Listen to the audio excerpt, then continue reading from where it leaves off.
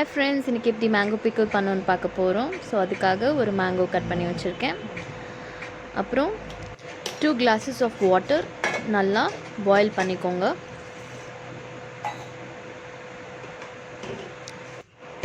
அது நல்லா பாயில் ஆனப்புறம் நம்ம அதில் ஒரு 3 tablespoon உப்பு ஆட் பண்ணிக்கோங்க. ஆட் பண்ணிவிட்டு அதை நம்ம கட் பண்ணி வச்ச அந்த மேங்கோ ஸ்லைசஸோடு அதை சேர்த்துக்கோங்க.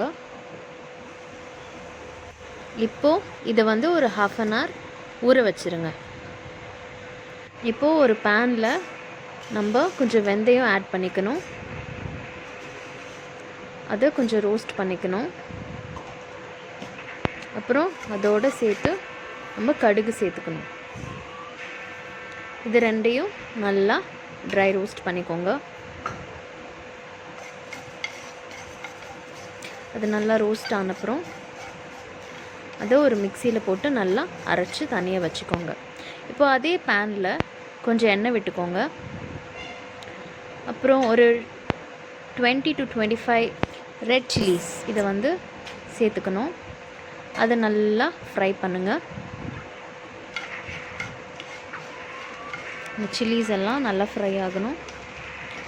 இது நல்லா ஃப்ரை ஆனப்புறம் இதை தனியாக ஒரு மிக்சியில் போட்டு அரைச்சி எடுத்துக்கோங்க. ஸோ நான் எல்லாத்தையும் சேர்த்து மிக்சியில் அரைச்சிருக்கேன். அது இந்த மாதிரி ஒரு ஃபைன் பவுடராக வரும். இப்போது இதை நம்ம அந்த half an hour ஊற வைக்க சொன்னோம் இல்லையா, அதோடு சேர்த்துக்கணும். நல்லா மிக்ஸ் பண்ணிவிட்டு இது ஒரு 2 to 3 hours தனியாக வச்சுக்கோங்க. இப்போ நல்லா அது செட் ஆகும். செட் ஆனப்புறம் நம்ம டேஸ்டி மேங்கோ தொக்கு பிக்கிள் இஸ் ரெடி. தேங்க்யூ.